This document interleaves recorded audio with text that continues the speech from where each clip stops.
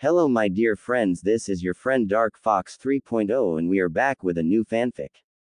What if Naruto was banished after defeating Sasuke, only to become the emperor of the West and build a harem? Part 1. End no start the fanfic.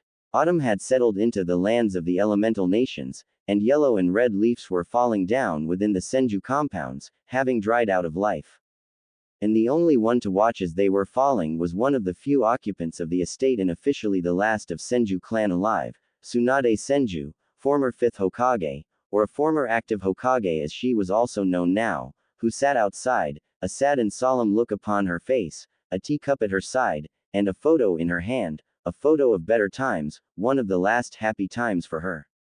On that photo was Tsunade with her apprentice Shizune, alongside with Hinata Hyuga and her little sister Hanabi and cousin Neji, flanked by his teammate Tenten and close to Konohamaru, Iruka, Kurenai and Anko, all cheering and congratulating the one and only number one unpredictable shinobi of Konoha, Naruto Uzumaki. It was Naruto's 14th birthday, and it was the first one that he had ever celebrated, all because Tsunade had thrown this party in his honor, deciding that the boy deserved to feel happy and loved on the day he was born. Slug Princess didn't expect this, but soon after she had become a Hokage, she grew closer and closer to the blonde boy, taking a role of a mother and caring for Naruto, as well as protecting him from this village. And it was her own initiative to let him have his birthday with the people that he considered his friends. All of the genins and their senseis were invited, as well as friends of Naruto, but only very few had really shown up, with even Naruto's teammates, Sakura and Sasuke, not even paying him a visit, along with Kakashi Hatake, his sensei. Jiraiya didn't come as well, having left without even a word to Naruto or Tsunade, but she knew what his deal was. But those that did show up, Hinata, Neji, Hanabi, Konohamaru, Anko, Kurenai and Shizune. They all came on their own volition, and they celebrated with Naruto his birthday, with the shy Hyuga heiress confessing her feelings for the boy, after some inspiration from Kurenai and Shizune. The look on the two's faces was priceless, and the memory of it brought a smile upon Tsunade's face. Hanabi was also very interested in the blonde, and while she was but a year younger than Hinata, clearly had good feelings for him as well, as it turned out she adored him for protecting her sister and herself once after she was bullied. Neji was indebted to Naruto for showing him a way to freedom away from fate, while Tenten had grown to be a close friend to Naruto following him saving Neji from his burden of hatred. Anko and Kurenai, while initially undecided about the boy, too had grown close to him in spare time, thinking of him as little brother, one that they like in their own way, but very much cared for. Iruka and Konohamaru both saw Naruto as nothing short of their brother, along with Shizune.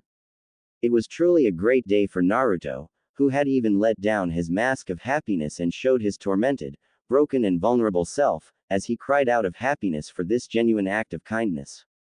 The village has done so many wrong things to this boy, and such act of kindness, the first ever birthday that he did not fear and wasn't forced to hide, it was something that Naruto had not expected to ever receive as a gift. Tsunade and everyone comforted him, stating that things will be getting better from that point on. Sadly, they were wrong, as things had gone to worse quickly, as Naruto, having been found guilty of charges of treason, attempted murder and more by Konoha Council, elders and even Daimyo himself, has been banished from Hai no Kuni, stripped of all his honors, ranks, property and more. And all of that simply because he had done his duty and brought back a defector of the leaf, Sasuke Uchiha, unconscious, beaten and subdued, while Naruto was barely even alive, but that didn't matter to Council and Daimyo, who overruled Tsunade, Hyuga clan and some other minor clans that stood by Naruto. No, they wanted him gone at all costs, and merely were merciful enough as to let him live. On the same day as he was released from the hospital, Naruto had left the leaf, taking only what little Tsunade could give him to get by in the world: money, food, cloths, some scrolls. He was quickly followed by those few who had become his true real friends, Hinata, Hanabi, Neji, Tenten and Konohamaru, who had chosen to stand by their true friend instead of following the village that honors traitors instead of loyal shinobi. Iruka, Kurenai and Anko were also compelled to follow them, but had chosen to remain in Konoha, bound by loyalty to it, but now with a great sadness and dull pain in hearts. That was 6 years ago, and no word had come about them in all this time, no rumor or anything, as if they had disappeared and left a great sadness for Tsunade and those few that cherished them. And in these 6 years, many things have changed and some even returned from the shadows of the past. Fourth Hokage, Minato Namikaze, the yellow flash of the leaf, and his wife, Kushina Uzumaki, had reemerged after 14 years since their supposed death, alongside their daughter Narumi, a twin sister of Naruto and Kushina's mini-clone, and son Menma, both twins of Naruto and true holders of Kyuubi's power. Turns out, their deaths had been carefully orchestrated and the family had went on into hiding, as Minato and Kushina, along with their children holding halves of Kyuubi's power, were prime targets for the man that had unleashed Kyuubi upon Konoha in the first place, and it was clear he wasn't going to rest until he had gotten his hands upon it. Feeling threatened and in danger, Minato made a hard choice with his wife: go into hiding with their children, to train them in controlling the power of Kyuubi, but as to lie to everyone that they were gone, they left Naruto in Konoha, who held the soul of Kyuubi and very little of its true power. The few that knew of this, Sarutobi Hiruzen, elders, council of Konoha, Jiraiya and some others, they swore never to reveal this, even to Tsunade. The day when they all had returned, Konoha celebrated like never before, while Tsunade was furious, livid, and completely mad with anger. Now she understood why Naruto was so poorly cared. Why did council dispose of him, holder of Kyuubi? He was merely a tool, a decoy that had played its part and was disposed of, no longer of any use to Konoha. And his so-called parents were completely fine with that, having long made peace with sacrificing their child for their own good, even if they appeared to be saddened that Naruto was no longer in Konoha, but not even remotely remorseful. That day, Hokage's office had seen more damage done to it than in all shinobi wars and even by Kyuubi, as Tsunade practically tore that place to smithereens, before she tossed her resignation as Hokage, Sannin and shinobi to the council, effectively leaving the shinobi life behind and becoming a civilian. Jiraiya, Kushina and Minato tried to stop her, but their efforts were null, as Tsunade had set her mind and wouldn't budge, and Minato had accepted her resignation, along with the office of Hokage. And ever since that day, Tsunade watched from the sidelines as Konoha celebrated and praised the hero children of Namikaze and Uzumaki, along with forgetting of Naruto Uzumaki completely. Konoha's youth gradually became Chunins and Jonins, with Sasuke Uchiha being now married to Minato's daughter Narumi, who was instantly charmed by this brooding emo, along with Sakura Haruno in the attempt of restoring Clan Uchiha. Menma was soon also married to Ino Yamanaka and a granddaughter of Councillor Kaharu. Tsunade loathed how Konoha, while at its strongest, had seemingly forsaken morality, honor and dignity. Lands of Wave, Suna, Spring and others have turned their back at first from Konoha after hearing of Naruto, but after being pressured by Konoha and practically forced into the alliances, they were again with them, though now nothing more but puppet states. Inside Konoha, things seemed normal and prosperous, but such wasn't the case for everyone. Clan Hyuga, having been one of the few powerful supporters of Naruto Uzumaki, had found themselves on the receiving end of combined scorn of Konoha, for the support of sacrificial pawn and a demon. And the situation within the clan wasn't exactly a stable one either, as the clan had split in between the main house faction, under the leadership of Hyuga elders and their puppet clan heir, and Hiyashi's faction, with practically all of branch members and some of the more progressive Hyuga main branch members included. So far, there haven't been any hostilities, but Hyuga elders, seeing how Hiyashi had lost both of his daughters to demon, were now pushing him aside from his position in favor of a far more traditional Hyuga head. Unbeknownst to most was the fact of Hiyashi letting both of his daughters and nephew go free on their own accord, saving them the fate of being subjugated to caged bird curse mark for the rest of their life. While Tsunade had entered a retirement as a shinobi, Shizune had continued her work in hospital as a medic, and while she was easily the best out there, because of her status as Tsunade's apprentice, she wouldn't be given either promotions or more responsibilities, shot down in favor of more loyal shinobi. Enko Mitarashi was also stuck in her position of Tokubetsu Jonin in IT department, but also being under a constant probation since the return of Minato, same reasons as with Shizune and others. Kurenai has had enough of teaching genins and decided to step down as active jonin and joined the academy as an instructor, alongside Iruka Yumino, proving to be one of the best and only capable teachers out there, who made sure to train and teach her students what really was needed of future shinobi and not just blind loyalty to Konoha and reverence of Minato. Needless to say, she and Iruka weren't very popular these days among shinobi either. However, recently it has become clear that Kurenai had shifted her ideas about Naruto and his friends more into line of most Konoha. Akatsuki had continued to pose a serious threat for some time, but something had happened to them, as they were now gone, with the last report of their activity coming in just 7 months ago, where it was said that leader of Akatsuki was found dead. Somebody had been hunting Akatsuki down and destroying them, one by one, but by whom? Tsunade had hoped that it was Naruto doing his part in the grand scheme of the world, but there were no clear evidences.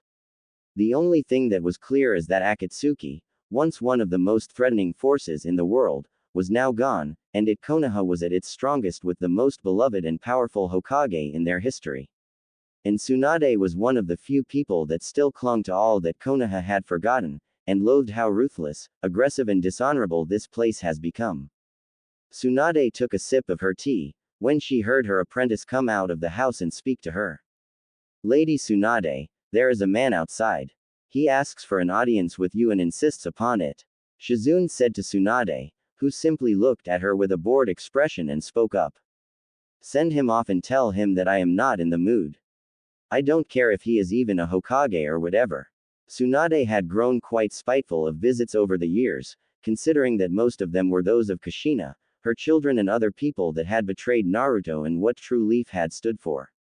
I told him to go away, as you've asked me before, milady, but, Shizune took out of her pocket something and showed it to Tsunade. He had this with him. Shizune handed over the item to Tsunade, which immediately made her eyes go wide and mouth agape. In Tsunade's open palm laid her former necklace, one that she had gifted to Naruto for winning the bet. She knew that there was no other like it and that the only one belonged to Naruto, who had left with it the village. And now, after over 6 years, it once again was in the hands of Tsunade. Her form shook a little, as she instantly stood up and practically stormed the compounds, without even a word to Shizune. She rushed towards the entrance into the estate, desperation and hope both present in her eyes and posture. Could it be him? Could her surrogate son have returned? Or has someone found it upon his dead body and decided to give her the news? Hundreds of suggestions and questions raced through Tsunade's mind, and she stormed right towards the entrance, where she found a young man, dressed in a pseudo-Anbu black wear, with a black coat over it all. He had long black hair, straight and coming down to the beginning of his neck, with 2 bangs on other sides. Tsunade immediately froze in her place, as she recognized the man before her. Itachi, Uchiha, she muttered in shock, with the said man bowing before her. You are alive. What in the world are you doing here, in Konoha? A pleasure to see you as well, Lady Tsunade. Itachi said to her in a polite way. I understand that you have many questions, and I intend to answer them all, but it would be best if you had let inside. I had to drop my henge before you, and I do not wish to be seen, if I can help it. Tsunade stiffened up quite a bit, looking at the man that had slaughtered his own clan, but she knew the true reasons for it, so she let him in, and soon enough, with Shizune joining them, they sat in the guest room. Thank you for receiving me, Lady Tsunade, Shizune-san. I understand that you have questions as to what I am doing here and how did I come across First Hokage's necklace. Start with the latter, Itachi, and if I find out that you had a hand in Naruto's death, Tsunade was practically ready to destroy this man, but Itachi stopped her as he spoke up. You need not to worry, Lady Tsunade. The necklace came to me from its owner himself, Naruto, as he has given it to me, knowing that this will be an adequate argument for you to hear me out, as well as a good opportunity to give you this. Itachi pulled out of his pocket a scroll and gave it to Tsunade. As for how is your godson, Lady Tsunade, I would say that he's doing very well for himself, much better than he would in this part of the world, one would say. This is a letter from him, which I have been tasked by him to deliver to you. And before you ask, best if you read this letter. Tsunade and Shizune instantly went to the scroll, unsealing it and opening it, reading it together.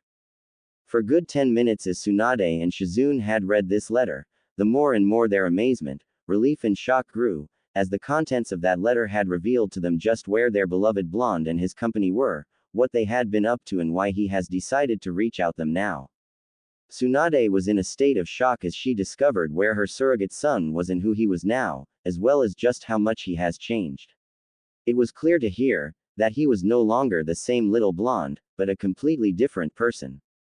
The letter clearly didn't contain all the information and everything that Naruto had wanted to give to Tsunade, but even from this piece of information, it was clear that he has changed, drastically, and forever. As Shizune and Tsunade had read through and through this letter, they looked up at Itachi, now understanding as to why he was tasked by Naruto of all people to deliver this message. Former Sannin spoke up to him. So, the man that has been reported dead for 6 years was out in the western continent all this time. Tsunade chuckled at this one. There were reports that you and your partner Kisame had met your end at the hands of Iwa's Anbu, with a dozen shinobi falling dead before you and your partner were killed. Those Anbu were present at the moment I have decided to shift my allegiances, since I needed to make it look believable.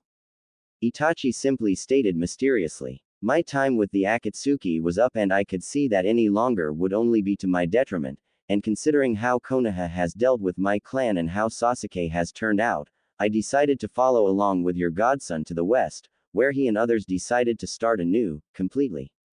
And, in my personal opinion, he has done extremely well for himself in the West, or Eriador, as it is known to them, actually. I'll say, Tsunade said in a bit of shocked voice, reeling with all the new information she and Shizune had learned.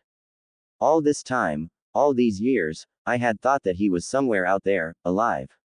I knew in my heart of hearts, but I didn't expect that he would end up out there in the West, the place that even Rakudo Sennin hadn't dared to venture to. They say that place is a completely different world to elemental nations, and that people there do not even hold chakra there or that monsters populate it.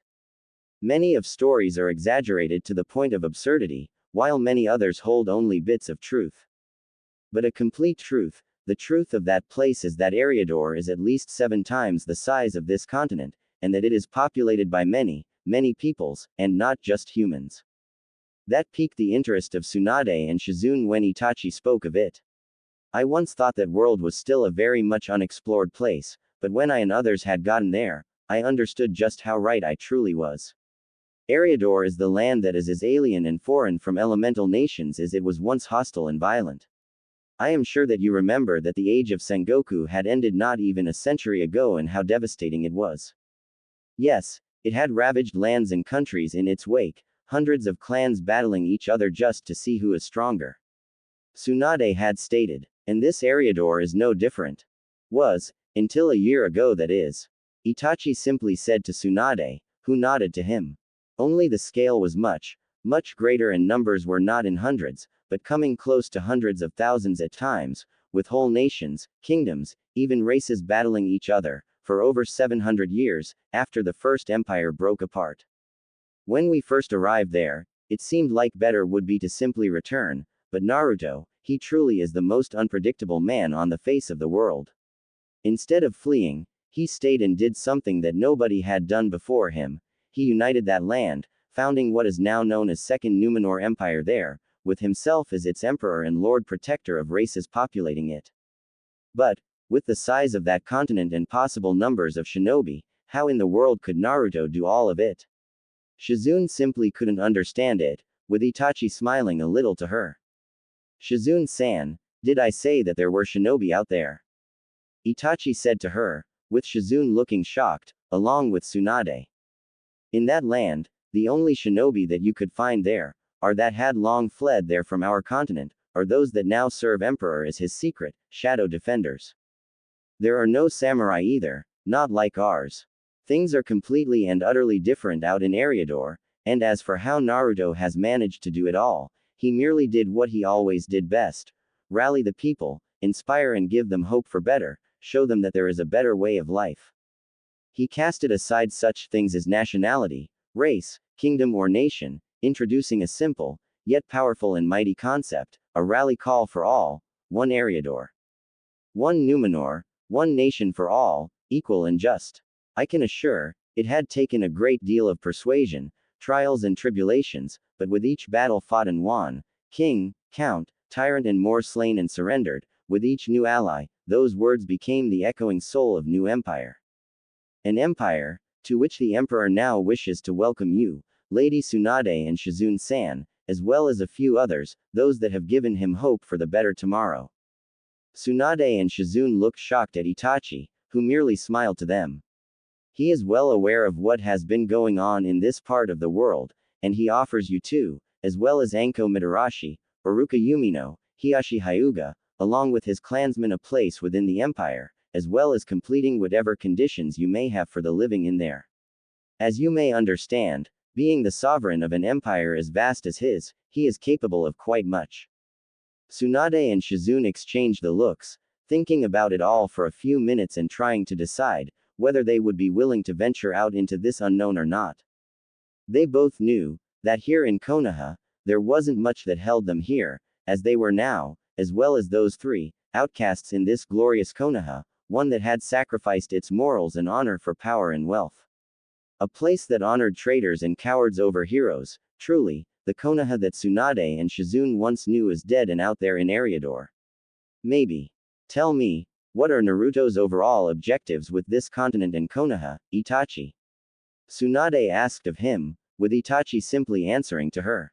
I am not completely aware of his intentions, not in details, but from what I know, he wants to establish peaceful and trading relations with several of countries out here, along with establishing a trading company for intercontinental trade. He wishes to establish a connection between West and East, but he does not want war with either of nations, nor will he permit for anything that poses a threat to Numenor Empire to exist. Itachi stated with strength, with Tsunade raising an eyebrow at this one. Such was the fate of Akatsuki, once he had found out from me of their plans and objectives. His Imperial Majesty has tasked me and a few others to dispose of the Akatsuki before they were able to make their move. Given the fact that his spy network is most impressive, my intimate knowledge with how Akatsuki operate, their members and the level of skill and power of me and my companions, such task was relatively easy to accomplish, but crucial nonetheless. Though pain did prove to be quite the challenge, he was still defeated nonetheless. So then, the Akatsuki are really gone, huh? And the one responsible for it was my favorite little blonde. Tsunade smiled at this one. If Minato and Kushina ever find out that the sacrifice they had left here now holds so much power as to simply destroy a group of S-rank nuke nins, and what of Konoha in particular, and does he know of his parents and siblings? He is well aware of them all, not that he is too pleased with this development and how he has been sacrificed in favor of his sister and brother. By the sound of it, Itachi wasn't too thrilled with this development either. Hi-no Kuni he considers to be not as worthy of attention as some others, though he does intend to open a trading office in here as well, while Konoha, in his opinion, is too small of a place to give a thought to. Considering that he rules an empire that is at least 8 times the size of Hi-no Kuni and has to deal with threats from both north and southeast to his empire, he simply finds no time to spare a thought to a place whose size is comparable to that of a small city in his empire. However, in my personal opinion, he won't be making any alliances and friends in here, considering the reports about Konoha's recent aggressive and expansionistic tendencies. Reports about Konoha's political and militaristic subjugations of Wind, Spring, Wave and Tea are quite unsettling to say the least. Even though Numenor and elemental nations are separated by more than 370 miles of ocean, Naruto, as a leader of empire, wouldn't like to suddenly find an aggressive and powerful force, bent on expansion through conquest and subjugation. He has enough concerns keeping him awake at nights as it is. I'll bet. Running a single village, a shinobi one at that, and running an empire the size of which is bigger than an entire continent, he must be drowning in paperwork alone. Tsunade let out a dry chuckle, with Itachi also chuckling to this one. Fine, let's say that I agree, along with Shizune here and others. How are you going to get us out of Konoha and into your empire unnoticed? Even more, how will we even get out of Konoha, as the matter of a fact? Do not worry about that detail, Lady Tsunade.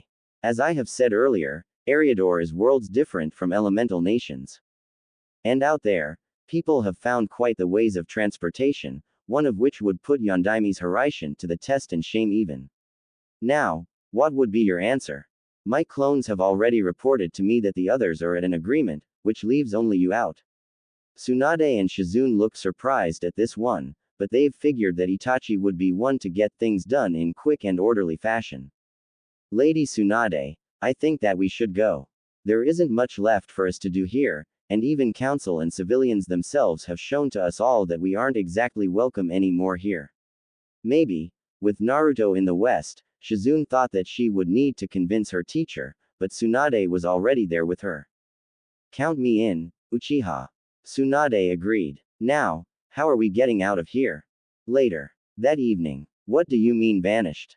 Minato Namikaze, fourth Hokage and the greatest hero of Konoha, was utterly shocked and furious, as he received the report from his Anbu about the sudden disappearance of Tsunade, Shizune, Anko, Iruka, Hiashi and the majority of Hyuga clan out of Konoha.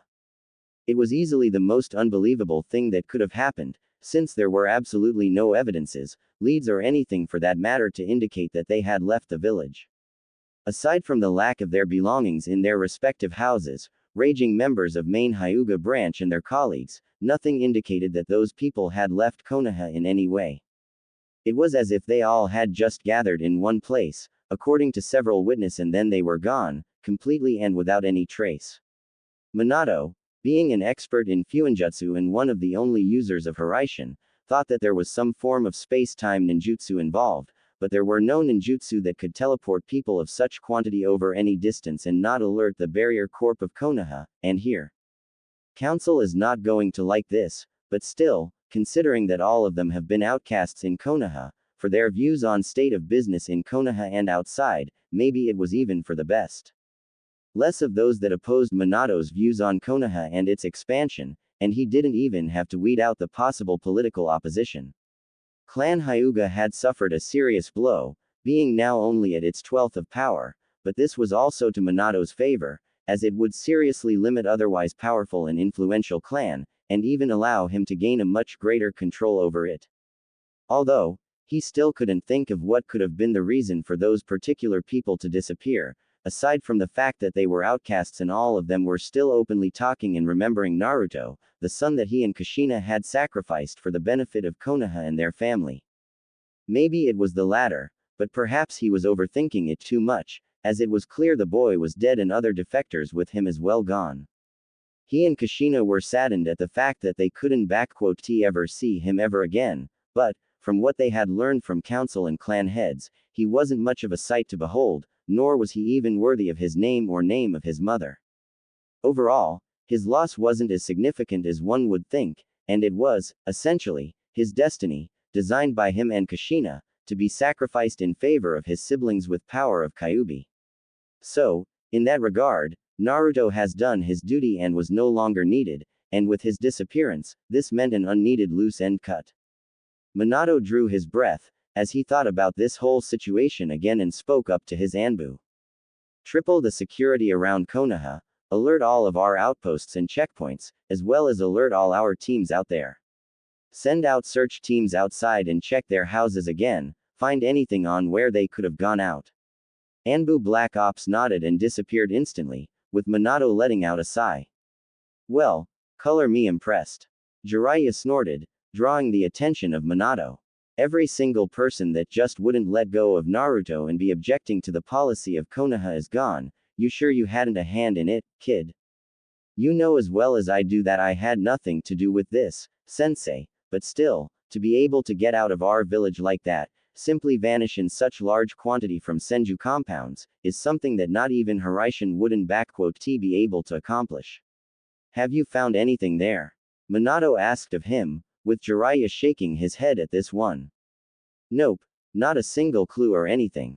All I know is that before their disappearance, Hiashi received a visitor, but nobody knows who that was and there was no luck in finding him either. All that we have is that everyone who wasn't on board with you and the rest of Konoha are gone, poof and nothing. Jiraiya simply stated to Minato. And as for Akatsuki, then I can only confirm what everyone is thinking. They are gone, dead and killed by someone who had hunted them down.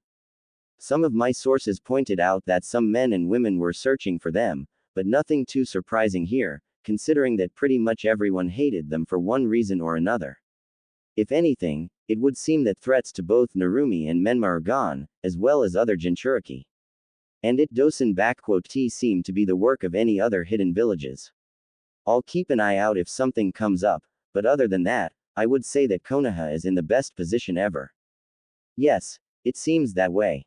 Minato agreed. Now all that we need to do is keep the hold over other lands and get rid of Orochimaru for good.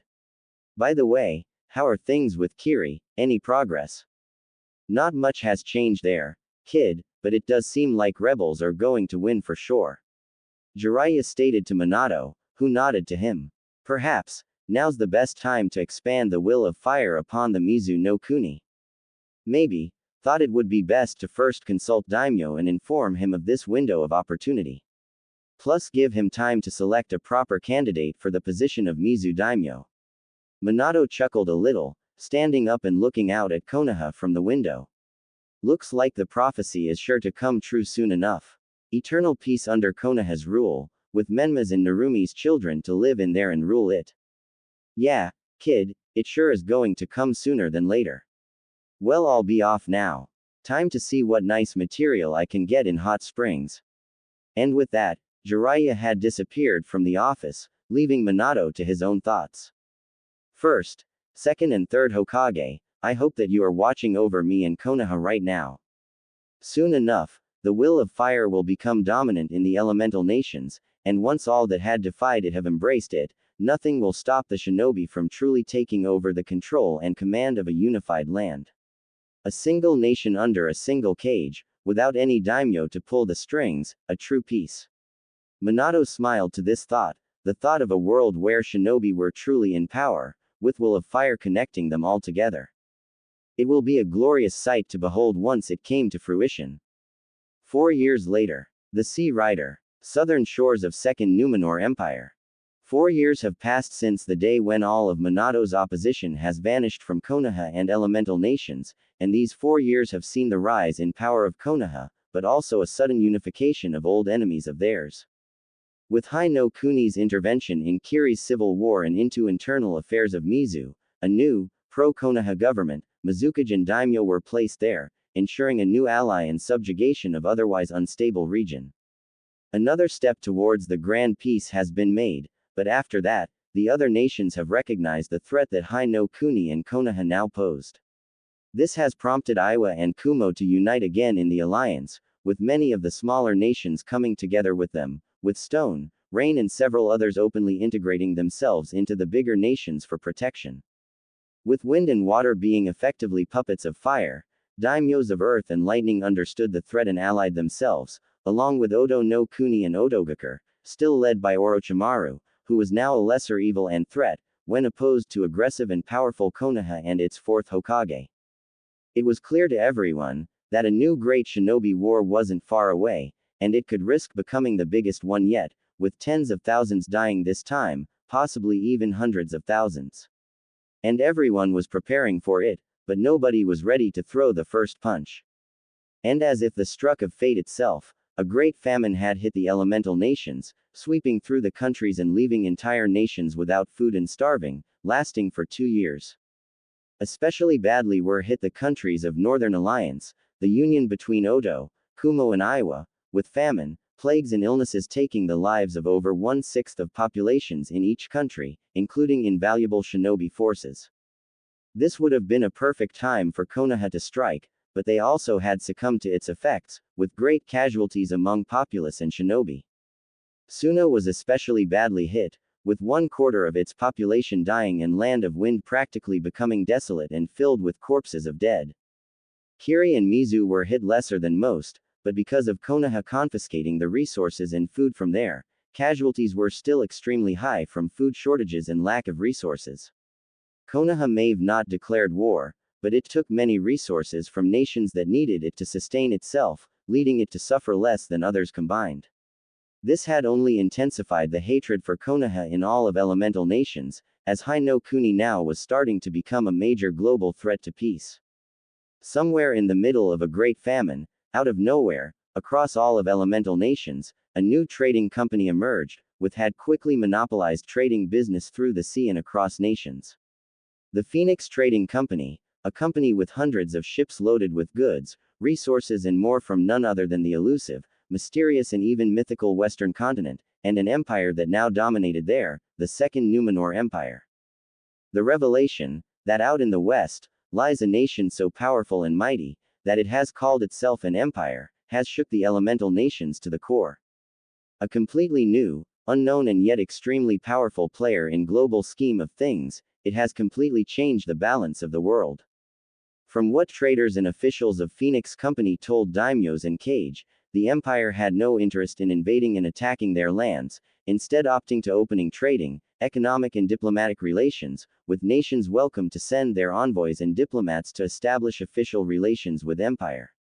Daimyo of Fire had initially shrugged it all off, thinking of it being not worthy of his attentions. However, the situation changed when reports came in, that lands of Iron, Sound, Lightning had sent their official diplomats, envoys and even managed to establish embassies in the capital of the empire, Numenor City. The news of this, along with apparent rumors that that emperor has been sending humanitarian help to the nations of Northern Alliance, helping them recover from the Great Famine, have infuriated Daimyo and he demanded an immediate envoy and diplomatic mission to empire from Konoha, with demands for opening a direct trade, a consulate and abolishment of trade with all of Northern Alliance, as well as the demand for humanitarian help from empire as well. For this mission, Daimyo decided to send Minato himself, along with Konoha's elders and some of his officials. Minato, Konoha's elders, his wife, son and daughter with their spouses, along with Sasuke, Sakura, Jiraiya, Asuma Sarutobi and Kurenai Uehi, Kakashi Hatake, Might Guy, Shikamaru Nara, Kiba Inuzuka, Rock Lee, and Daimyo's officials, accompanied by a squad of Anbu Black Ops, were now on board of Sea Rider, heading towards the Numenor city and were due to arrive within a week, having departed almost 2 weeks ago already. As Minato and Kushina stood on the deck, they looked out towards the shore, noticing how amidst the green fields, forests and more, was a completely black, desolate and empty place.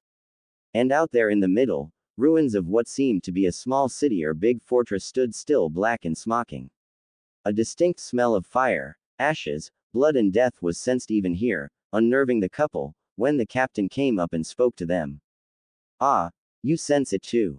Captain, a tall and strong black-haired man with a short beard, came close to the edge and looked out to the destroyed keep. 5 years have passed, and that place still reeks of death and fire. Not even years after that slaughter did the smell and remains of House Latrua disappear in the wind, traitorous bastards, every single one of them. Hope they rot in hell after what they did. You sound like you've been there before, Captain. Minato noted out, with Captain nodding his head. Care to tell us what had happened out there? Yes, I've been there, commanding the 17th Marksman Brigade, under command of the Emperor. My brigade has fought at his side throughout all of battles in the entirety of the Great War, from first battle at Pinewood Ridge to the Battle of Sirens Keep, which you see out there, and what remains of it. Captain said to them, surprising the Hokage and his wife, along with other passengers that were close to them on the deck. Once one of the oldest and most powerful citadels in all of Numenor, now a reminder of Emperor S justice and vengeance, as well as the example to all those that dare break their vows and laws of men. You have fought alongside Emperor. What is this guy like, and is he a shinobi? And just what did he do that place and what happened there? Without much of tact, Menma instantly asked of Captain. From the looks of it, he had pulled out some crazy jutsu upon the people out there to make it look like hell without flames. Don't know jack about those jutsu of yours and don't care for 'em, and as for those shinobi business, the Emperor is not an assassin or spy. What he is, however, is a man of greatness, forged in fire and blood of great war, driven and determined with a purpose and idea of uniting the land you see out there into one single entity. Captain said with respect and pride. I remember the day when I first laid eyes upon him, an apprentice to then Lord and ruler of Numenor, Uther Pendragon. None of us thought much of him, but soon enough, that blonde lad had led us in battle against Mauritian Kingdom to the east, and it was probably then when all of us saw not just another one noble knight and paladin, but someone who could unite this land into one. One Eriador, one Numenor, one nation for all, equal and just. Those were his words, and they resonated with all our hearts and souls, and it wasn't long, till he began to prove that he was indeed making it a reality. Once an apprentice turned into a paladin, and soon into a lord, and then a unifier and selected emperor, first one since the fall of Ravenheart dynasty 700 years ago. Adopted into Pendragon as a son of Uther, he made due on his promise to bring peace and prosperity to this land, to unite its fighting kingdoms, races and defeat the threats that had terrorized the populace. And that he did, through the might of sword, strength of the light, magic, inspiration, diplomacy and personal example. In 5 years, he has done all of that, and people of Numenor proclaimed him their emperor, chosen by all races as their lord protector and sovereign. Captain said with greatest pride and smile. You ask of me what that man is, lad. The emperor is the man that has made a hopeless dream into the reality, shattering old hatreds and grudges in favor of unity, common good and prosperity of people. In his eyes, no race is greater or lesser before others, and he made into reality. He is the man for whom I would gladly lay down my life and be proud to stand by his side again. The words of Captain were listened carefully and with intentions by others. Nobody in the High No Kuni had known much about the emperor of this land and what kind of a person he really was. However, from the way this man spoke, with respect, honor and pride present in his voice, it was clear as day that the emperor was someone who held utmost loyalty of his people. A powerful warrior and paladin, whatever that meant, as well as a military and political genius, to have been able to unite this enormous land under his rule, if Konoha were to secure not just a trading treaty, but an alliance with him, get his armies and fleets for themselves, then elemental nations would fall without any chance before Minato and Konoha. How old would this emperor actually be, if you do not mind telling us?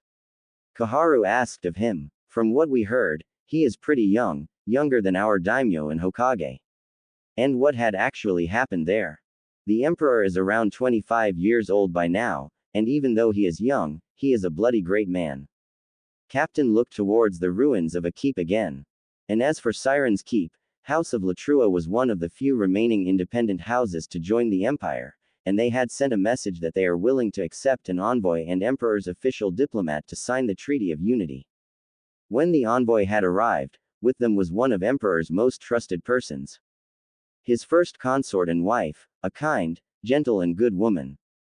A dream for any man, Latrua had pulled out a feast for the envoy and consort, after which they had slaughtered them and in act of spite, arrogance and pride, they sent the corpses back to emperor, with a reply on his offer. Emperor, at the time, was in Northwest, dealing with Ironborn raiders, but when he received the bodies and learned what Latrua had done to his diplomats and his consort, never, anyone had ever seen him so furious and mad.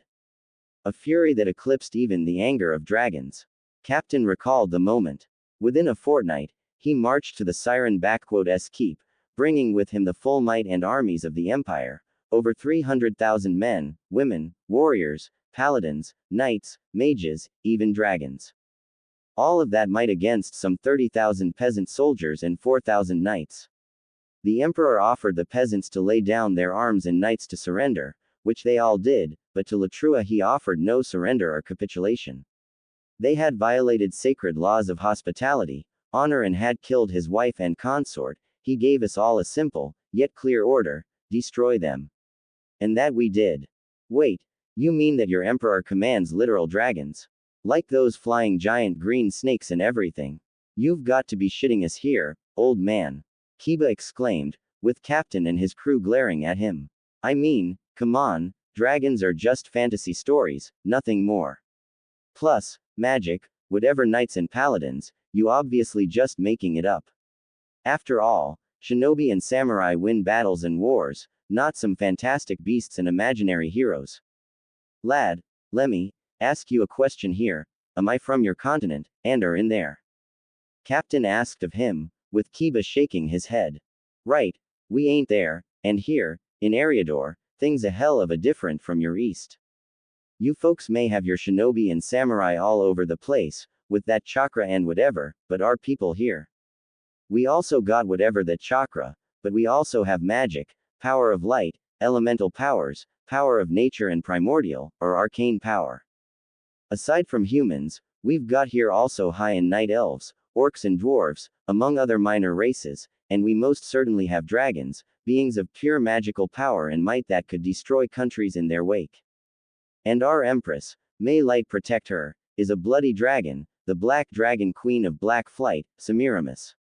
And before you ask, dragons can turn into beings of other races to blend in, and she, along with her black flight, is one of the reasons why our emperor has united this land, as she has joined him in his quest, as this was her own desire to see the land united too. These powers, all these races and even dragons, we knew that things could be different here, but to think that are more races here, and there is different kinds of chakra. Quote. Minato's mind raced at what he had just heard. If the emperor were to allow Kushina and Jiraiya access, we could easily obtain the needed information and knowledge to use this magic, as he speaks of, and it does seem like that people here even somehow mastered senjutsu, if that power of nature is anything to go by.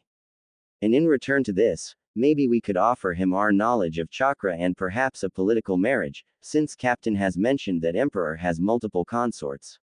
A bloodline member, perhaps someone from Nara clan or Yamanaka clan, to sway Emperor in our favor for good and promote Konoha's interests. Yes, that definitely would work. So, these lands hold a great variety of sources of power and even dragons, all of this must belong to Konoha and put to use for it. Danzo already thought about his own plans. Once we reach the capital, using Koto Amatsukami on the Emperor will be child's play and Konoha's positions shall be unrivaled. The resources of this land will also work for the betterment of Konoha, just like all those other villages and nations now do. And with the might of Numenor Empire and its vast resources, nothing will stop Konoha from rising above the petty and weak daimyos and claiming its rightful place as world's true empire. If he had an entire army of such powerful beings, he should have just let them do all the work. Had it been me, an Uchiha, I would have had united this land in no time, with such an army, worthy of true elite. Sasuke arrogantly stated, with Captain looking incredulous at him. If those dragons are as powerful as you say, then by using them, this emperor of yours should have long burned away those that dared opposing him. I certainly would have. You, an Uchiha? Captain asked of him, with Sasuke arrogantly nodding to him. There are Uchihas in the east as well. I thought they had long killed each other, considering what some of my Uchiha friends had told me about. Wait, you mean that there are Uchihas here in the west? Minato asked, with Danzo and Sasuke picking this up. You must be joking. The only Uchiha that there is alive is Sasuke Uchiha, my son-in-law. Well, maybe he's the one alive out in the east, but here in Eriador, Clan Uchiha is one of the 3 all-out shinobi clans. They had arrived here some 200 years, being outcasts that broke away from those warmongers, and settled on this continent. They don't rule much of land, but they have a small city of Kyotai on the coast north of Numenor and a couple of villages under their rule. Captain stated, with Sasuke listening to it with clear interest. Nice folks those Uchihas, friendly and not irksome and prideful like this eastern variant of them, but damn if they aren't some of the bloody fiercest and strongest warriors I had seen in my life. A single Uchiha is worth a squad of good cavaliers, but an Uchiha with their Sharingan on, and a true Mangekyo as they call their strongest, no wonder that they had managed to hold of 4 bordering them kingdoms, until Emperor and Semiramis had convinced them to join in. Now, they are amongst the most loyal of Emperor's warriors and backbone of his Shadow Guard, and one of M is even a member of Imperial Royal Guard, 12 best of the best warriors in all of land and Emperor's personal bodyguards. An Uchiha clan out here, and ruling over a city and villages, they must be those forsaken traitors that had been exiled in Sengoku period. Sasuke recalled with arrogance. No matter, those weaklings are no true Uchiha elite like I am, but even so, they may be useful. They must be reminded who is their true leader and whom they must serve. Sasuke already was picturing himself a loyal and obedient army of Sharingan users, with him in the lead, as he spoke up. Those Uchihas you speak of are but a filth and dirt, when compared to the true elite like me, man. They had been exiled so that they may not weaken my clan with their fickleness and misery. Uchihas out here in the West, and possibly with eternal Mangekyo Sharingan in great numbers, such power must belong in Konoha, not some backwater empire like that. Perhaps it is time for the stray dogs to return home. Danzo thought to himself, already making plans on using these new Uchihas for himself. You know, lad, I've seen M in battle, and I can tell that even one without a Sharingan, LL tear you a new one, and their head, Makoto Uchiha, is amongst the most powerful men in Eriador, known as Wraith of Numenor. Even Emperor himself hasn't been able to defeat him in a duel, and that man has defeated some of the strongest creatures and people I know of. Captain said with disdain to Sasuke, who only seemed to be getting more arrogant by the minute. And as for that keep, that was the only time Emperor had unleashed dragons in open battle, since before they only were protecting borders of their own nesting places in Numenor, but here, Semiramis herself led the attack and she along with 10 more dragons had burned to the ground that keep, with the entire house of nobles in there. After it was over, Emperor ordered to burn the land that belonged to those people, salted and drain the wells, rivers and lakes out there as well, with all the forest being cut down. This was as how he dealt with traitors and those that dared to betray his trust. Captain turned to the stunned public. The Emperor may wish and do only best for Numenor and all its people and races, but that doesn't mean he is weak or indecisive. Betray his trust, hurt those that he cares for, or threaten the people of his land, and nothing will stop him from making those that dared to do it pay with their lives. Keep that in mind, Konoha people, since he has long heard of you and knows what and who you are to him. From the way this guy speaks, sounds to me like those dragons are pretty much like Biju, but only far more numerous and intelligent, and their strongest is the Empress. If they were capable of leveling that place uninhabitable in number just 11 dragons, and there are possibly more of them, then it is obvious that angering Emperor is the last thing to do. Shikamaru has made conclusions in his mind about it all. Still, a separate Uchiha clan out here, with their own lands and serving to Emperor, Sasuke will no doubt try to show off his authority to them, and Hokage might even try convincing them to return to Konoha, but I highly doubt that they'll want to go back to elemental nations at this point. After all, here they have like a small country of their own, and there, man, even though this is troublesome, come to think of it, the noble clans of Konoha aren't even half as revered and politically powerful as the noble clans in capital, makes you wonder of a few things. Uchiha clan of the West, and possibly with members holding Mangekyo Sharingan, I recall reading of exiles from Uchiha clan that disappeared, but now it seems they've been doing quite well for themselves here. With the Sasuke now the only Uchiha in Konoha, convincing even a portion of these Uchihas of West to come home to Konoha could prove to be another turning point in Konoha's path to victory. Minato was already seeing an opportunity of having more Uchihas in Konoha, fighting for the will of fire. You've said that Uchihas were one of the shinobi clans out there, what are the other two? Council Homura asked of Captain. Oh, the other two. Well, the second one is Uzumaki clan, who are situated on Isle of Kai, northwest of here and close to Kyotai. Kushina widened her eyes at this one, as did others. And the other one had arrived here just some 4 years or so, the Hyuga clan, situated in Numenor city directly. Those Uzumaki fellas are pretty hot-headed, but also real tough and sturdy, plus loyal to a fault, being out from the east, having fled it after they were betrayed by their allies and having settled close to Uchihas, and nowadays those two clans are pretty much inseparable. My dear wife Rinko is actually one of them and she works in Ministry of Trade and Exchange. They were actually among the first to join the Emperor and his cause, apparently recognizing him as one of their own or something. That's impossible. My clan, the Uzumaki clan, it was destroyed during the war. I saw how the island of Whirlpool burned from the ship I stood on. Kushina shouted out at Captain, who shrugs it off.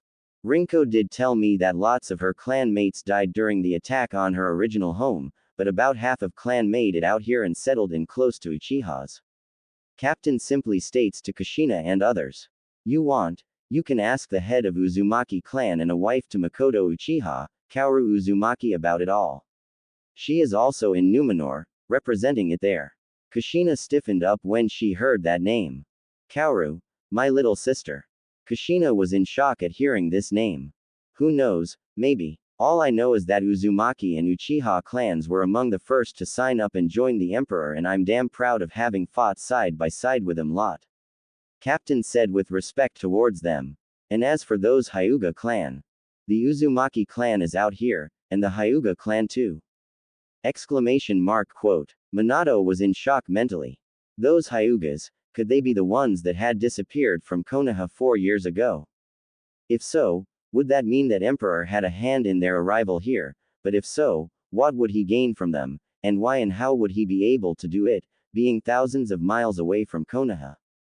I'll have to find out about it, but more importantly, if those really are the Uzumaki from elemental nations, then they would most certainly would like to go back their home, and with Konoha's protection, they wouldn't want to say no to this.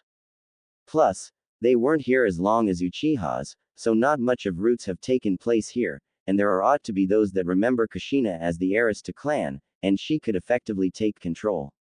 And if we are lucky, the Uchihas will follow, since they are so close to each other as it seems. Emperor wouldn't have much saying in the internal matters of clan, so there is that. This is going to be a very fruitful embassy.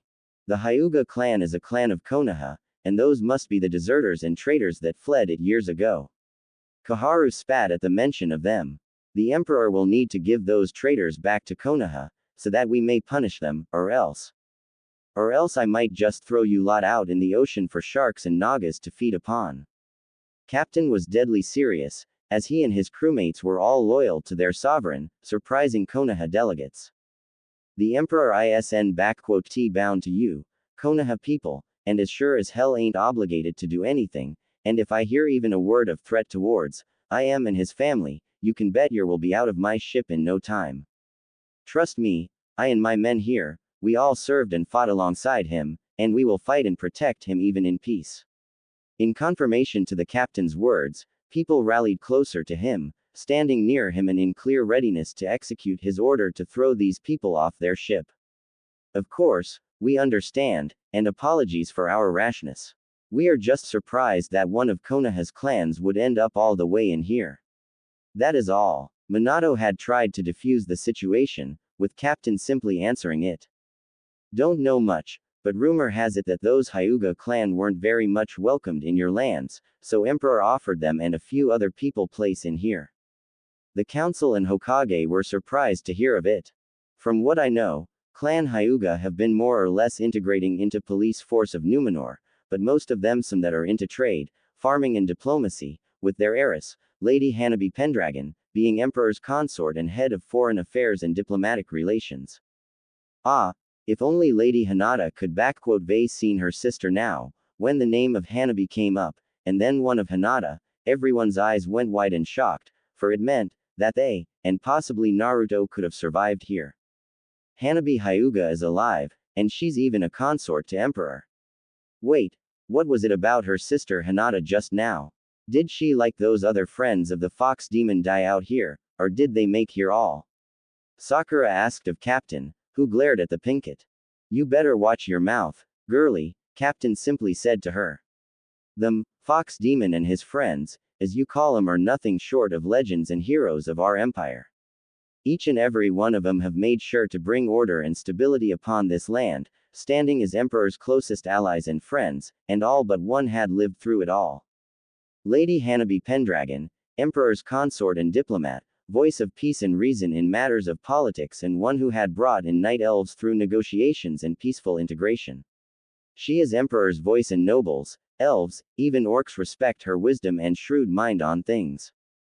Gabriel Windrunner, or as he called himself Konohamaru and whatever else, adopted brother to Emperor and his closest friend, Emperor's hand and one of two most trusted and powerful, after Emperor and Empress, people in Empire, his will-bearer and closest of advisors. He stood by Emperor's side through the entire war and is even a brother-in-law to him, for he is married to a younger sister of one Emperor's consorts. It is from his hands have I been gifted with this. Captain unsheathed his saber, gilded in gold and silver, made of steel of moon coloring. Honorary weapon, crafted in Steelhorn, dwarven capital, with Emperor's own name upon it, congratulating me for my services. Neji Hyuga, Empire's finest master of hand-to-hand combat and founder of Gentle Storm School, a school of his personal style of combat, with which he had defeated in single combat 5 of best Kingsguards of Varichia's kingdom, known for their elite warriors, serves as Emperor's personal bodyguard. Lady Tenten Hyuga, wife to Neji Hyuga and Empress personal guard and mistress of 100 weapons, who single-handedly dealt a killing blow to a chieftain of Aben Axe Orcs, stands as Empress personal guard. And then, Captain let out a saddened sigh, as he looked out at the burned grounds. Then there was Lady Hinata Hyuga, gentle and kind lady, who believed in peace and unity even more than Emperor at times. She was a warrior, but she was able to stop wars with just words and gentle grace, and Latrua had spitted on it all, when they butchered her with such cruelty and savagery, that when her body was brought to the Emperor, the keep we stayed in had shook at the cries of rage and anguish. The only time when anyone had seen Emperor so defeated and weak was at that day. Lady Hinata was loved by all of us, elves, dragons, dwarves, soldiers, peasants, nobles, you name it. But none loved her more than Emperor, for what Latrua had done to her, he made them pay, every single one of them. Captain again turned to the people around him and spoke up. Before ya all ask, everyone in here and there on continent have heard their tale and how they left the east, alongside the so-called fox demon you call him. So a word of advice. You try and insult them or the man they followed, be ready to pay with your lives for this. They are legends, heroes and have earned the love of this land and its people, and none more so than Naruto Uzumaki. Captain saw deep surprise upon the faces of Konoha shinobi and counselors at a mention of this name. I think I'm done talking. Time to check up on the maps. Wait, just tell us, is our son, I mean Naruto, okay? Kushina asked of him, with Narumi and Menma, who didn't even consider their long-lost sibling for a brother, wondered why she even bothered. You speak so highly of his friends, but what of him? Him? Oh, he is well, I assure you, and he has played the most crucial role in all of this. Without him, there wouldn't be an emperor or the empire to begin with. Don't worry, sure when you get in capital, you'll get to see him and you'll learn what he has been up to. Captain simply stated in a mysterious manner, returning to his quarters, while everyone had their own thoughts about it all.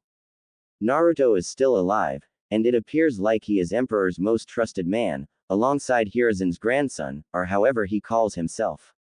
He may've left the shinobi world, but like Sensei likes to say, you can't take a shinobi out of a man. Minato simply thought as he was calculating what he would do. With Naruto and his friends so close to seats of power, it would be easy for them to convince the Emperor and Empress of what needs to be done for the good of Konoha. All I need to do is show Naruto that his family is ready except him, so I'll need to talk to him. He may be a little mad, but he is sure to listen and understand what is best for his family, him and everyone. And if he is close to Uzumaki and Uchiha's there, then all the more reason for him to get back to Konoha. My son, even though your services for Konoha were no longer in need, you still can bring what is best for Konoha out of this situation. Perhaps there was more to you than I originally thought, beyond of your initial destiny.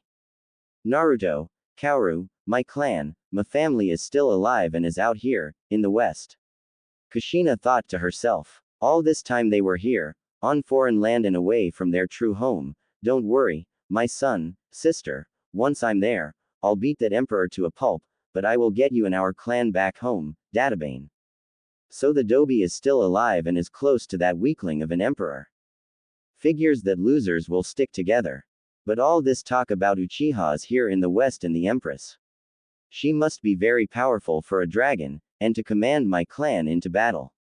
Perhaps if I show her the true power of an elite Uchiha, she'll see that her weak husband is worthless and I'll have myself not just a powerful matriarch of Uchiha clan, but a full empire to rule, and not be a husband to these two bitches, Sasuke thought to himself evilly. So, Naruto is actually an empire, and seems to have been contributing a lot to its creation. Looks like the lessons he has learned from me did get him far, though it is a shame that he had abandoned, apparently, shinobi way. Oh well, Kakashi thought to himself about Naruto, before he went to his book. That Gaki is still kicking, and is close to the imperial family. Oh ho, I think I just find my own new goldmine for my next book. If the rumors among men are true about the beauty of the consorts and empress, I'm sure he has missed me, and if I promise to patch things with Minato and Kushina, he'll do anything I ask for it, no doubt. Jiraiya already had a perverted smile upon his face and thoughts racing through his skull. Konohamaru, you've probably grown so much over these years, and to become an aide and right-hand man to Emperor. Your parents would be proud of you, but to change your name and your family name, did you hate us all so much that you would do all this? Foolish boy, it was all done for the betterment of Konoha, and you've turned your back to it all, even smirching yourself with this name Gabriel. I hope I get to see what you have become, Maru, and tell you how much you've dishonored yourself with all this. Asuma, with a mix of sadness, fury and anger, thought to himself, as he planned to teach his nephew a lesson of loyalty once he saw him. Hinata, I had hoped that we would again meet, so that I could embrace, but, I am sorry I wasn't there for you, my girl. And I hope that the Emperor had loved with all his heart, not like that idiot Naruto Uzumaki. Kurenai thought with sadness when she heard of her apprentice's death. Neji, Tenten, it shames me as your teammate that your fires of youth have left our youthful village, but, now that I know how high you risen, I shall prove to you that I have not been falling back and that my flames of youth remain the strongest as always. You just wait when I prove it to you in a spar, with Guy Sensei at our side again. Rock Lee was already having his flames on in his eyes. So, Hinata is dead, well, there's hope that her sister will see a true alpha and slap Emperor away from me. Kiba, thinking with his nether regions over his head, quickly forgot of Hinata in hope of getting to himself her younger sister. So, Hokage's son has survived and is here as well. Apparently there is more to that brat than what we thought. Well, from his position, he and others will be able to aid Konoha through swaying the Emperor. Time to remind them of their place in this world. Elders thought to themselves, as the ship carried their procession towards the capital of Numenor Empire. 4 days later, Numenor City. A glorious and monumental sight of a great and might city, surrounded thick white walls, large enough for 2 wagons to stand side by side and ride, with walls as high as some of the mountains, with towers reaching even higher. And they surrounded a giant city, brimming with white, gold, silver and more, with life brimming in there, heard even at ships still a couple of miles away. The size of Numenor City was astonishing, bigger than the capital of Hai no Kuni, possibly even larger than all of Konoha with its training grounds. All made of white stone, with gilded metals in it, and the roads into city seemed to be filled with travelers, civilians, travelers and more. Konoha delegation looked at it all with a mix of awe, shock and even envy. As the ship began to close onto harbor, Konoha delegation looked at 2 cliffs, walled up, and at the 2 fortresses, flanking the entrance in the harbor of the city. Manned, massive and standing proudly displaying the might of empire to all that wished to make an entrance here. The distance between the 2 was probably less than half a kilometer in sea, but they still seemed very close and overlooked the seemingly tiny ship as it passed into the harbor. The Twin Lions Fortresses. Captain called the fortresses to Konoha's delegation. On the left is the North Lion Fortress, and on the right is the South Lion Fortress. Imposing, ain't they? Each has a garrison of a brigade worth of men, and is armed with 80 cannons on each, all loaded, primed and waiting for whatever poor sod decides to escape or force his entrance into the harbor. About 40 of those dwarven killing machines are looking at us right now. Why would someone build such massive structures, if there are no catapults? And what are those cannons you speak of? Kushina asked of Captain, who looked at her, as if he was told the stupidest thing ever. What? Are they some kind of better catapults or something better than those archaic things? Well, they ain't catapults, but something really better and more powerful. I just need to remind myself that you are just the tourists here, that's all. Captain looked up at the North Lion Fortress, seeing a special signal over the battlements for him and his men. Okay. Hard to starboard, boys. Greg, lead us to First Royal Pierce. Captain gave out orders. Looks like Emperor has decided to honor you, Konoha. Of course he would. He is to meet the most powerful and prestigious people in his life. Koharu stated in a prideful manner, with Captain simply shaking his head at this one, as the ship was reaching the end of their destination. The first royal pierce resided the nearest to the imperial palace, a massive structure, a third citadel on the city, walled, with towers and a great massive castle standing proudly. The palace seemed as massive and imposing as it looked grandiose and great, being large enough to seemingly house all of Konoha inside with more than enough place for some additional guests. There apparently was a big garden close to it as well, as it overlooked the harbor, filled with trees, green and lush with flowers, a truly marvelous sight. As the ship was docking, Konoha's delegation saw that they were already being expected, as a group of men, dressed in steel plate armor from head to toe, armed with shields and spears, with a sword at their side. This seemed almost laughable to Shinobi, to see people dressed in so much steel, that they wouldn't be able to even move in it at all, much less run or fight. Sasuke even laughed openly at them and their attire, with Sakura, Kiba and Menma following the suit. In their mind, the only true warriors were shinobi and only, so these people looked like barbarians to them and were nothing short of idiots, completely ignorant to the fact of complete cultural, philosophical and overall core differences between East and West. However, their attention was soon on someone else. Namely, three persons that stood behind the soldiers, who formed up into two lines and made a passage between them for the delegation. The first one was a young, beautiful woman, dressed in white and violet long, tight dress with the violet pattern on her skirts and waist. Her figurine was one that would leave men dazed for days, with impressive bust, shown through the cleavage of her dress, long beautiful neck, wide hips and beautiful face, adorned with a small silver tiara with sapphire adorning her forehead, complemented with long flowing black hair, with two bangs on each side, and pale Hyuga eyes. Next to her stood a tall, handsome man with brown short hair, blue eyes, strong masculine build, bearing resemblance to Asuma, though a distant one. His dress was one of a plated white and golden armor, made in a form of scales of a dragon, covering his shoulders, waist, arms and legs, with scale and chain mails in between the gaps. On his back rested a long great sword, with a golden hilt in form of a dragon's head. And next to him stood someone that ladies of Konoha instantly grew jealous with, adding her to the Hyuga standing near her.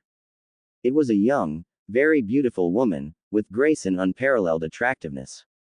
Dressed in leather and chainmail armor, with a tabard over her waist, she still drew in envious sights, as her face was without any defect, with unnaturally blue eyes, long, as if whiskers of a cat, brows, and long, pointy ears. She, as they all recalled from descriptions of Captain, was a high elf, and apparently a warrior, with two short swords on her hips and bow in her hand with arrows in a quiver. As Konoha's delegation disembarked and came close to the three, they bowed lightly to them, before a Hyuga girl spoke to them. Lord Hokage, ambassadors, honorable guests from Konoha, their imperial majesties welcome you to Numenor City and our empire. I am Hanabi Pendragon, imperial head diplomat and ambassador, lady consort and their majesties' personal representative in foreign lands. Hanabi introduced herself with grace and respect, hiding away her personal feelings so well that none could tell. Allow me to introduce you Lord Gabriel Windrunner, Emperor's Hand and High Lord of Dundane and his wife, Lady Verisa Windrunner, Ranger General of Dundane and Lady Commander of City Guard. Said persons nodded, with Asuma not managing to hold it in him and speak up. Lord Gabriel, is that how you call yourself these days, Konohamaru? Asuma spoke out with contempt, with Kurenai already trying to stop her husband from ending this diplomatic mission before it began. Abandoning your honorable name, our clan name and even fornicating with some, inhuman here, all after running away from what has been given to you, your parents, my father, and everyone in Konoha, they would be ashamed of you. Hello to you as well, Asuma. I hear that you and Kurenai have married and are with a child now. I wish you and your child the best of blessings. Konohamaru. No, Gabriel replied politely with a strong and powerful voice, seemingly not even fazed by the insults towards him and his wife. However, Asuma, do recall that you stand on a foreign land, and you just had the gall to insult not just an honorable woman, but a decorated war hero, one of the great heroines of empire, and my wife. Considering that you are new here, I will allow this to slide, but apologies are most certainly in order. With each word, Gabriel's voice grew in power and strength, and by the end even Minato and Jiraiya almost shook at instant fear. Asuma Sarutobi, please keep in mind that unlike in elemental nations, Eriador is populated by more than just human race. And within Numenor Empire, insults and violence of racial and national nature are prohibited and punishable. Hanabi took word, making a point before Konoha. If the offended party wishes, you shall be incarcerated and trialed. You may be a part of diplomatic envoy, but you are neither a member of foreign government, participant in negotiations from your daimyo, nor you are a persona with special privileges, so you are granted no diplomatic immunity, therefore once you are arrested, there will be trialed, I assure you. Asuma, please do not harden our work here and apologize. Minato commanded, with Asuma, growling, spoke up. I apologize for my earlier words, Lady Verisa. I have not assumed that there were other races, aside the human ones. Asuma grumbled out, with Verisa accepting it. I accept your apologies on my behalf, Asuma Sarutobi, but I would watch your mouth, if I were you. You will find that Emperor and Empire as a whole holds no kindness towards, narrow-minded and ill-mouthed. Verisa said in an insulted and cold manner. Should I find you insulting my husband one more time, guards and shackles shall become the least of your concerns. And for your information, insulting hand of the Emperor is equal to insulting Emperor himself. Asuma paled a little bit, as did the others at this one, while guardsmen were seemingly on the ready to apprehend them all. Now, Verisa, no need to scare away our guests. There'll be plenty of time and more appropriate places for that soon enough. Gabriel chuckled, before he spoke up in an official tone. Our Emperor and Empress are glad that you have arrived safely and hope that you are ready to present your propositions and officially introduce yourselves before them in the court. Me, Lady Hanabi and my dear wife shall escort to the palace and throne room, if you are prepared. Yes, that would be lovely. Minato agreed with the others, as they began to move towards the palace. I must admit, Konohamaru, you have grown into a very fine man. From the looks at you, it is almost impossible to see a once young brash child that used to challenge Hiruzen on daily occasion for the Hokage's hat. Koharu said with a small smile, with Verisa glaring a little at her. It is a shame that you others have dishonored yourselves and abandoned your true home and duties before Konoha. Your grandfather would be greatly ashamed of you right now, she said with admonishment, with Gabriel not even budging at this one. Counselor Koharu, I believe that we are long past the point of nitpicking and nostalgia guilt. And for your general information, I go by Gabriel now, not Konohamaru, a name bestowed upon me and by High Bishop after I had converted into Light's fate, and a name I am proud of. Gabriel reminded them all. My past name and previous deeds have remained in the East, whereas here I have made myself my own name and fame. And considering the fact that Hand of the Emperor and High Lord of Dundane are a higher in hierarchy, when compared to Hokage, I believe I have surpassed general assumptions and expectations of my persona. And what do these two titles mean, Windrunner or whatever you call yourself? Sasuke asked arrogantly, earning a glare from Verisa. And does this elf wife of yours know that there are finer men from East, when compared to you? Like me, an Uchiha elite. That earned an approving look from Sakura and a glare from Narumi. I have seen a lot of men, most of them much like you, boy, and I found them wanting and pathetic. Verisa couldn't hide a smirk at a look of insult upon Sasuke. As for my husband, I found Gabriel everything that a woman could ask of a husband and then some more to add up, the best of among the best for me in East, West, North and South. Verisa, you make me blush. Gabriel chuckled at this one. And as for the titles, High Lord is a noble title of a sovereign that controls a geographically and historically formed land, a small kingdom if you may. Dundane in one such kingdom, one of oldest and larger ones, bordering High Elves, kingdom. Your best counterpart to it will be a daimyo of a minor country, like a daimyo of Waver T. And as for Hand of the Emperor, it is a second to Emperor S title, his closest advisor, minister and so forth. You could compare to a title of Shogun of Daimyo, only with administrative, political, economic and military spheres of business included in. So, as you can see, in terms of status, Sasuke, I currently appear to be standing quite a bit higher than you and your Lord Hokage.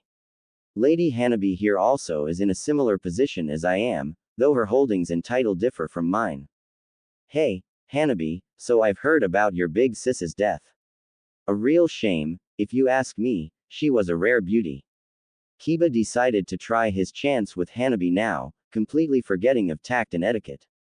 Listen, why don't you show me and others around later on? I could tell you of the adventures of me and Hinata, plus we could. Kiba Inuzuka, in case you have forgotten, or simply did not take notice of, I am a married lady of noble position, tasked with many responsibilities and duties of great importance and urgency to the empire and crown. I have neither time, nor desire to forsake my vows to my husband and pursue any relations, romantic or friendly, with a person such as yourself. Hanabi said in a strong, diplomatic, yet completely harsh and powerful tone. If you wish to explore the city, I am sure you and others will be able to find a guide.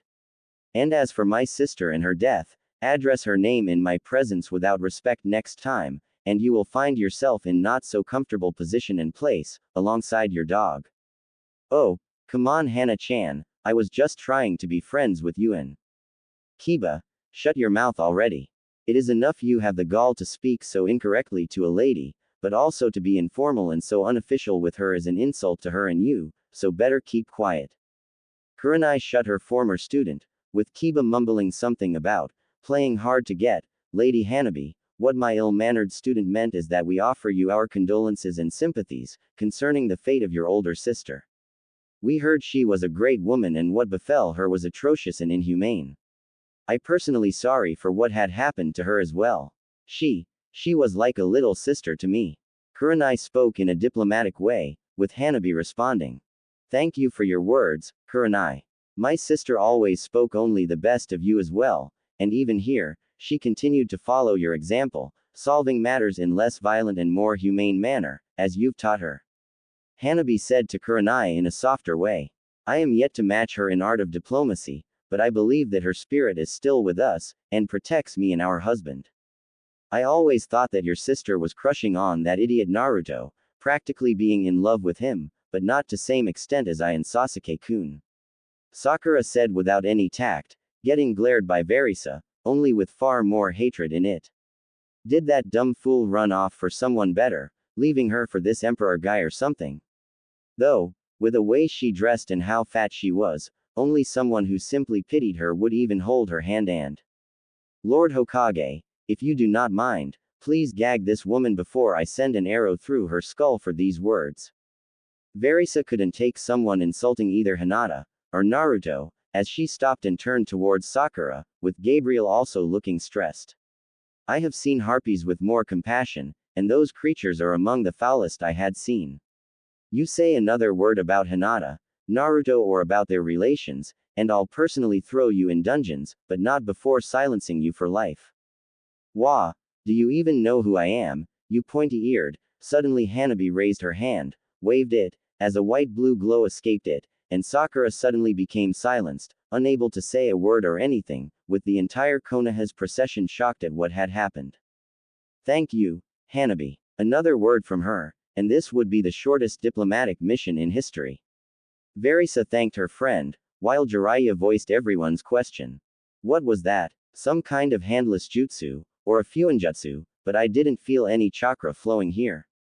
Jiraiya spoke up, with Hanabi speaking up. What you have witnessed is what people of Numenor refer to as magic, an arcane magic to be more precise. I have a certain degree of mastery over magical arts, so I am capable of manipulating it into spells, conjurations and other forms. Hanabi informed them all. A silencing spell shall keep Sakura quiet for as long as I wish. Unlike in elemental nations, Eriador and its inhabitants possess a greater variety in sources of power, with chakra and senjutsu being only two of them here. Such arts are, however, highly protected and prohibited from learning by their respective mentors and trainers by foreigners that do not possess emperors and empress allowance for this. I believe it is understandable that my lieges would not want to destabilize political world through carelessness and cause international conflicts and wars. So do not expect to be allowed to learn anything of magic and its variations, as well as other sources of power. And I warn you, theft of material concerning those subjects, unsanctioned training in those arts by foreigners and other transgressions of similar character are punishable by death. This goes for you especially, Kakashi Hatake and Sasuke Uchiha. Gabriel looked at an insulted man and angered Uchiha. Your reputation and the fact of you possessing Sharingan are well known here, so watch your step. Unlike Konoha and Hai no Kuni, law and judgment affect all without exceptions, elites or not. The group had reached the palace's gates, with them opening up and letting them go further by a grand hall, until they reached the throne room. The throne room was every bit as great as it could have been, with high ceiling, large open area with tables, seats, chairs and pillars, on which hung the banners of the empire's subjects and domains, as well as empire's sigil, a golden lion's head on a blue field. The hall was filled with lords, ladies, elves, dwarves and even some orcs, who drew most of the attention from Konoha, with their green and dark brown skins, astonishingly strong builds, great heights and barbarian-like appearances. They reminded them of legends of Oni, only now they were made flesh. Not locking eyes on them for too long, Konoha proceeded ahead towards the two thrones, one white and made in fashion of lions and the other black and made in fashion of dragons, elevated by 10 steps above the floor level, with the black one being already occupied. In it sat a young, very beautiful black-haired woman, with long hair, with golden eyes, pointy ears much like Verisa. She wore black and gold dress, reaching to her ankles, tightly hugging her superb waist, large bust and most impressive figurine. She had an aura and looks of regality, a woman of truest power in every sense. Near her stood a young attractive woman with brown hair, made into a braid behind, dressed in a black and golden Chinese-style dress, with armored gloves and bracelets, standing near the Empress and ready to strike if needed. It was clearly Tenten, but now she was grown and very different. The elevated thrones and podium on which they stood was also surrounded by 11 men and women, all differing, yet powerful in each and every one of them, with weapons and armors of their own choosing. Humans, elves high and knight, dwarf and even an orc among them, men and women, hiding away their faces and not. It was clearly the Imperial Royal Guard, which now separated the podium from 3 Easterners, ambassadors that were in talks with the Empress. Minato and others recognized them as ambassadors of Kumo, Iwa and Odo, with Kabuto Yakushi representing Odo here. Your Excellencies, it pleases me and my husband to know that your respective nations are recovering from the devastating effects of plagues and famine. Empress addressed the ambassadors. People of Numenor have heard of the blight that befell your lands, and of countless lives lost. I hope that our assistance in combating the aftermath of this horror has been successful and that soon your countries shall thrive and prosper in peace and stability. Your Imperial Majesty, no words can express how much Kumo and Iwa appreciate the kindness and help you and Emperor have given us. Your humanitarian help, grain, food, medicaments and resources have saved our countries from another deadly winter. Our daimyos have instructed me to offer you his sincerest gratitude and sends you and your husband this gift. Ambassador from Kumo motioned his men to bring forth 4 crates, which were filled with silver and platinum ingots.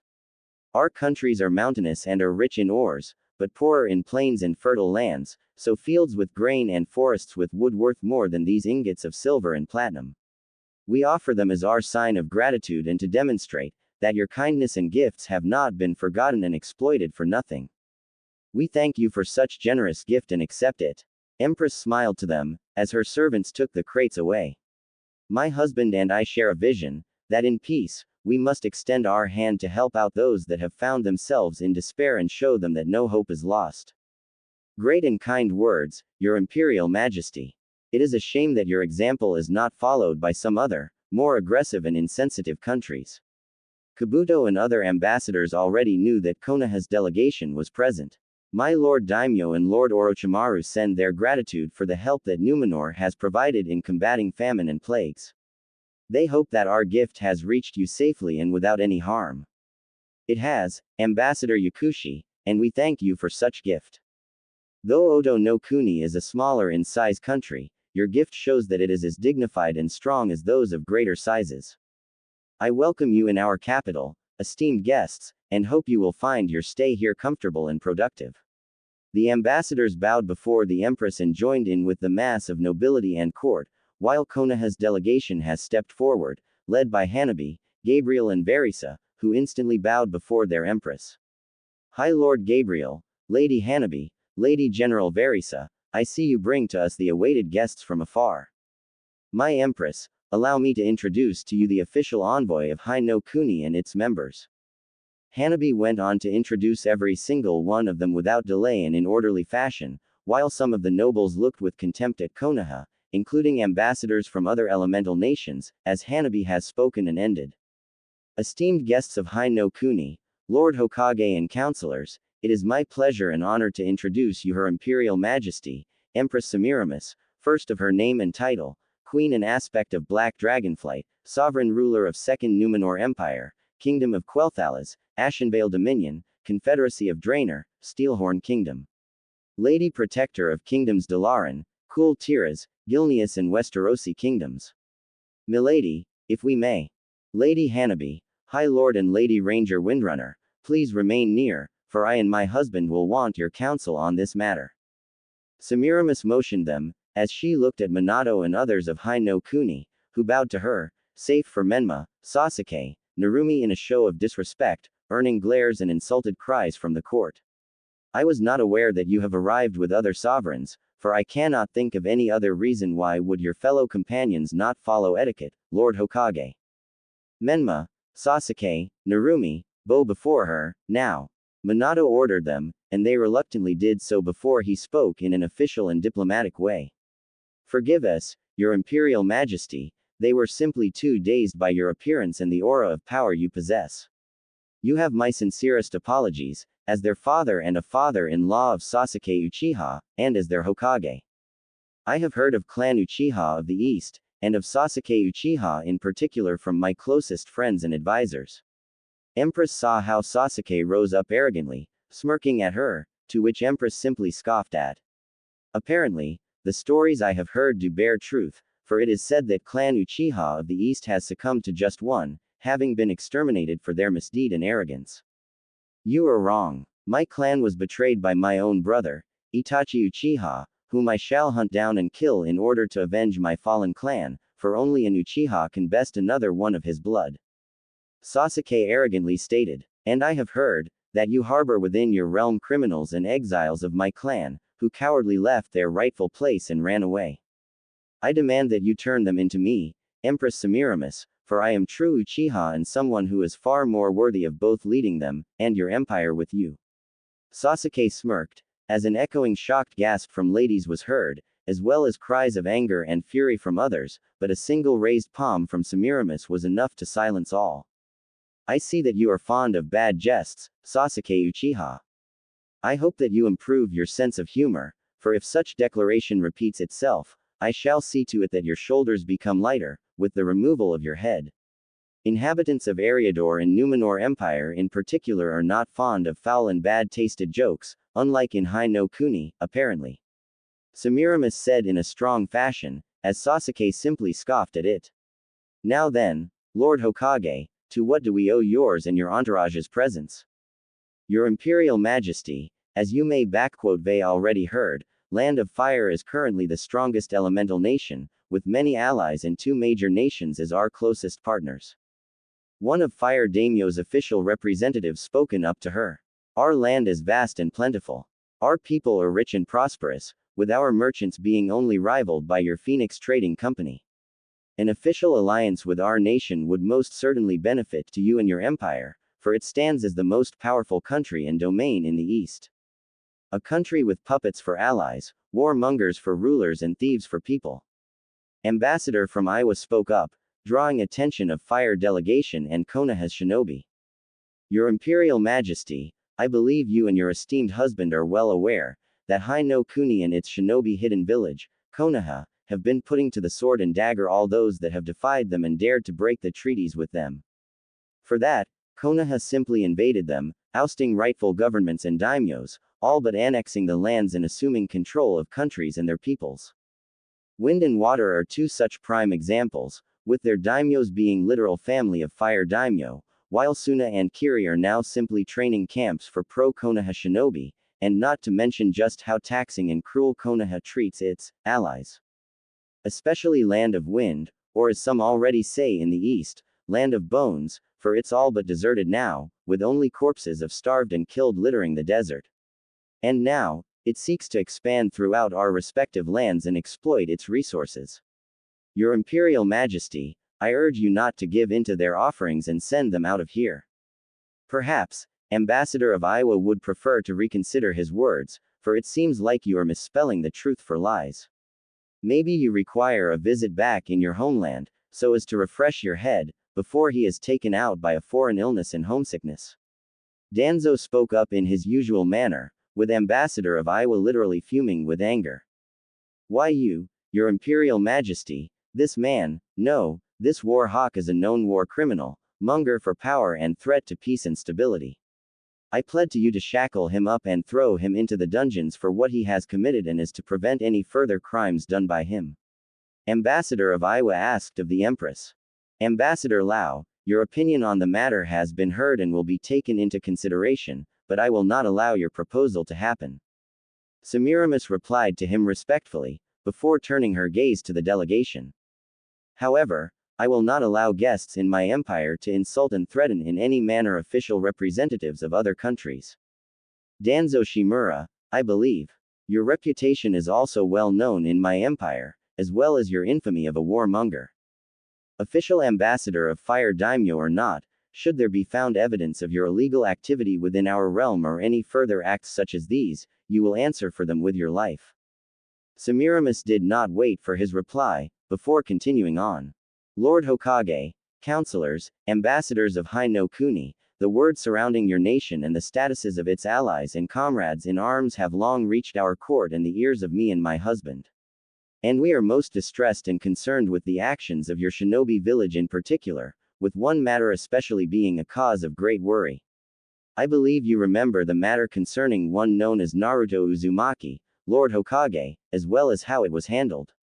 Your Imperial Majesty, I can see how some of the actions of my village have distressed you, but allow me to assure you that, Minato had tried to talk his way out of this one, but then suddenly the doors of the throne room opened up, with the announcer speaking up. Announcing, His Imperial Majesty. All of court and royal guards had bowed their heads in respect and honor, as the heavy footsteps stepped through the throne hall. Konoha's delegation decided to test their luck and looked towards the emperor, and instantly froze in place, as cold shock came upon them like a hammer. Through the room stepped a tall, handsome young man, dressed in blue-plated armor with chain mail in between the parts, gilded with gold, with lions as his shoulder plates, a strange two-bladed sword, with one blade being shorter than the other and both held by a glowing golden start built in just out of guard, and a queer handle resting on his hip. The man was tall, masculine and strong-looking, with long golden hair made into a ponytail behind, sky-blue eyes, and a handsome strong face, one that looked like a mirror image of Minato Namikaze, only stronger, more regal and powerful. He exuded an aura of might, dignity, power and absolute obedience and respect for his authority. As he walked past the delegation, he spared a little glance at them all, letting smallest of satisfied smirks appear on his face. Minato and Kushina looked in absolute shock at the man, while Kakashi and Jiraiya refused to believe what they saw, along with many others. Sasuke, Kiba, Sakura, Narumi and Menma were seething with anger, jealousy and envy, as they could not comprehend and believe that this man, this loser, in their eyes, was now the most powerful man in the world. Counselors were shaking in fear and anger at this man, including Danzo, while the rest Konoha's shinobi and daimyo ambassadors chose to be silent and shocked to the core. Gabriel gave only a short bow to him, with Hanabi following the suit, as Emperor's personal bodyguard Neji Hyuga took his post near his liege, who kissed the hand of his wife. Milady, I hope the court has not tired you while I was away. The Emperor spoke to her softly and caringly, with Semiramis responding in kind. Not at all, my love, but it warms my heart and soul for you to stand by me. Semiramis smiled to him, as the two to their respective seats. As you can see, we have the most awaited of guests attending, my love. Indeed, milady, I personally have been waiting a long time to meet them, face to face. Emperor smiled a little, as he turned to Hanabi. Hanabi, if you may do the honors. With pleasure, your Imperial Majesty. Hanabi didn't hide his smile at this one, as she turned to the delegation and announced her husband and liege. Esteemed guests from Hai no Kuni, It is my pleasure and honor to introduce to you His Imperial Majesty, Emperor Naruto Pendragon, first of his name and title. Sovereign ruler of Second Numenor Empire, Kingdom of Quell-Thalas, Ashenvale Dominion, Confederacy of Draenor and Steelhorn Kingdom. Lord Protector of Kingdoms of Kul Tiras, Gilneas, Dalaran and Westerosi Kingdoms. High Lord Paladin of Order of Argent Hand. Defender of Faiths and Magi and the Lion of the West.